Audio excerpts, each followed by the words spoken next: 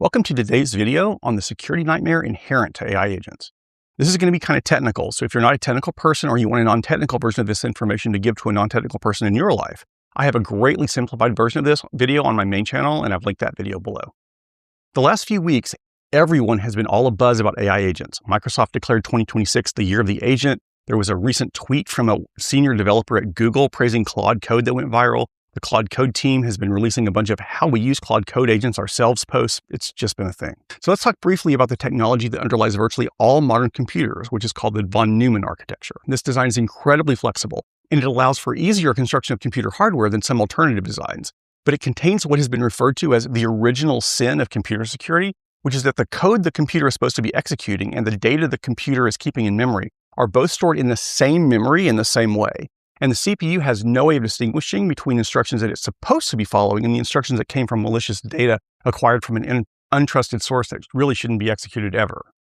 This original sin has led to pretty much every remote code execution vulnerability since the history of computers, and as well as a lot of other security weaknesses that have plagued our industry over the decades. There have been numerous attempts to build on top of this architecture to try to mitigate this problem. It can't be fixed, but it can be made much, much safer and harder for attackers to exploit. One of these mitigations built into modern programming languages like Go or Rust. Those languages built in type safety to prevent data of one type from being interpreted as a different type. They have strict built-in balance checking to try to prevent overflows. They have ownership and concurrency primitives to try to prevent race conditions. There are other features to help with this, like data execution prevention, which marks pages in memory as being non-executable. There's address space layout randomization, which means that attackers won't be able to predict where code will be in memory to jump to it, which makes it a lot harder for them to know what to try to overwrite. There are stack canaries, which are special values placed on the stack that are verified prior to execution so that the execution will be stopped if the stack gets overwritten. But I want to make sure you understand, those mitigations, as sophisticated as they are, and as much work has gone into them over the last 60 years, are just mitigations, not fixes. We still have frequent remote code execution vulnerabilities being exploited in the wild. People across the entire computing industry have been working tirelessly for decades to try to reduce the risk of bad things happening, and yet our best security minds, even after more than a half century of work, haven't been able to alleviate this problem. They've just managed to make it mostly tolerable for most people most of the time. Enter the AI companies who, in their infinite wisdom, and I mean that in the most sarcastic way possible, in case that wasn't clear, decided that the von Neumann architecture's lack of memory safety was far, far too secure and structured for what they had in mind.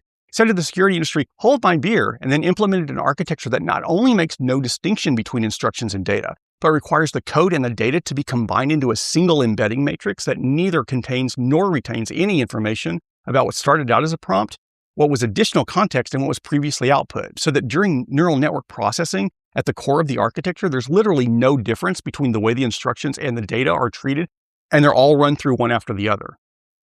To be clear, this design knowingly exempts itself from all of the security advances since the 1980s. And then it takes the initial original sin of computing and it deliberately makes it even worse by erasing even the tiny, insufficient amount of distinction there used to be between code and data. The way LLMs work, and this is not an LLM internals video, so I'm not going to get too deep, but the LLMs take the prompt and they run it through a bunch of matrix math to decide what the next token should be. And then it appends that token to what it operated on last time, runs that concatenation through again to select the next token, and repeats those steps over and over. When things get complicated is when there's not only a prompt in the output, but a bunch of other contexts as well. So example, when your prompt says summarize this web page, that web page gets grabbed from the internet and added to the context that is run through the matrix operator along with the prompt. When that happens, there's no distinction between what started out as a prompt and what is the context it's operating on.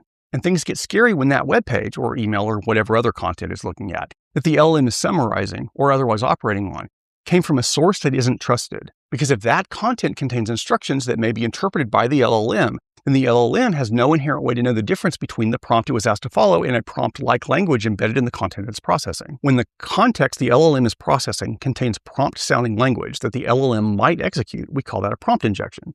And when the prompt being injected was pulled in, not directly because the user gave it to the LLM themselves, but as a result of some operation that the LLM took, like grabbing a web page, that's called an indirect prompt injection. And you know how untrusted content gets pulled into the current context and combined with the prompt that the user wants to have executed? AI agents who can fetch web pages and pull them in on demand, operate on other entrusted data like emails or code dependencies. And how do malicious prompts hidden in content pulled in from entrusted sources manage to harm the user? Again, AI agents who can leak the user's private information to the internet, write malware into the user's disks, delete and encrypt the user's files to facilitate a ransomware attack. Basically, anything that the agent has the power to do, a malicious prompt can force the agent to use to act against you for benefit of the hacker. And now, knowing full well that this is the security situation they built into the technology that they're stacked on, and even having been forced to admit, buried in paragraph 10 of a long and pleasant jargon-heavy blog post, that they expect this problem to be unsolved for years, the AI vendors like OpenAI are pushing ahead with trying to get the public to adopt AI agents and AI-enabled browsers with embedded agents in them. This tech knowingly and deliberately pulls content in from third-party sites visited by the browser or accessed by the agent and combines that untrusted third-party content with the agent's previous instructions in such a way that the underlying tech has no way of knowing which words turned vectors came from which kind of source. I've lived through a nightmare like this before. In the days of the early web, when attackers were discovering what the new browsers and browser features like JavaScript allowed them to get away with, and how they could use that to steal data and money from users of those browsers. And steal data and money they did, lots of it, for years.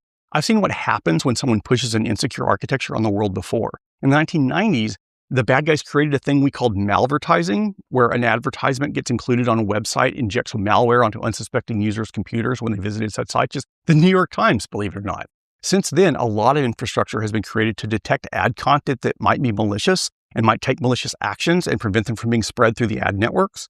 And yet, the malvertising still exists. Here's an article from a couple of weeks ago describing a malvertising scheme found in the wild, although it is much, much less common than it used to be.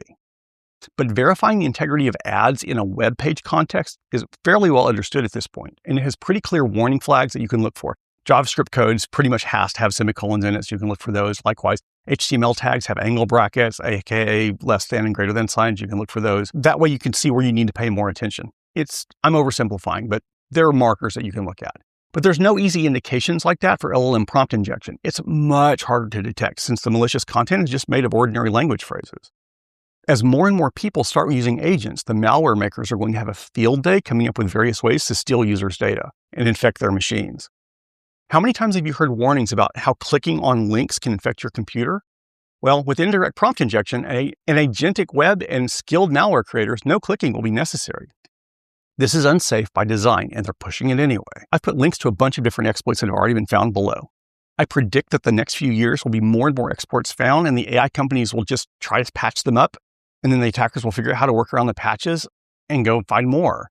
So let's talk about some defenses that articles claim will help. So here's an article from Google. It lists these defenses: prompt injection content classifiers, security thought reinforcement, markdown sanitation and suspicious URL redaction, user confirmation frameworks, and end-user security mitigation notifications. So let's go through these one at a time. Prompt injection classifiers means trying to find phrases in content that might be malicious. Good luck with that. I've already explained how much harder it is to detect bad prompts than bad JavaScript. And history from watching how attackers have exploited buffer overflow attacks tells us that the bad guys will find ways around that over and over again. Security thought reinforcement means telling the AI not to let itself get tricked by bad content. If you could trust the AI not to be tricked by bad content, then we wouldn't be here talking about this at all. So good luck with that one too. Markdown sanitation and suspicious URL redaction is just a specific type of content classifier. User confirmation framework means putting pop-ups in the workflow that tell the user, click here if it's okay.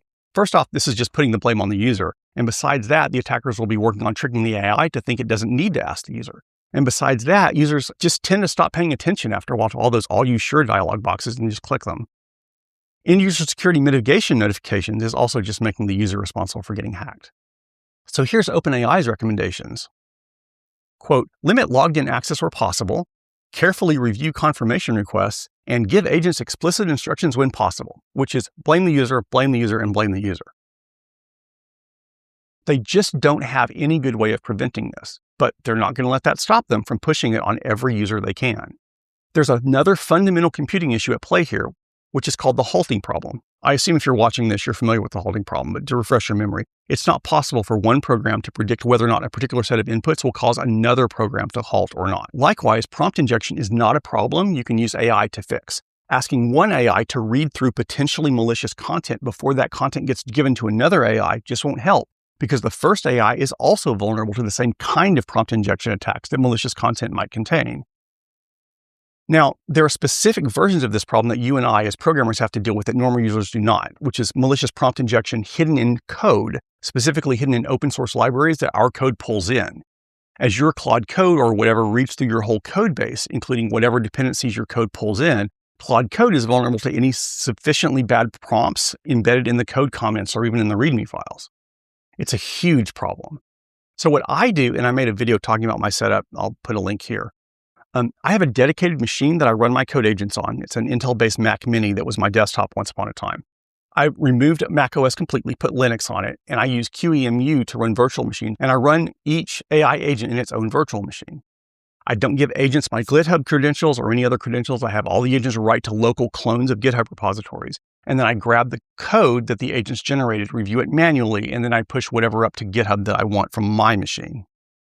And if anything goes wrong with the agent, I can just revert the virtual machine back to the last known good state. It's a pain in the ass, no doubt, but it's not nearly as much of a pain in the ass as cleaning up a machine after it gets hacked. Trust me, I had to do that many times.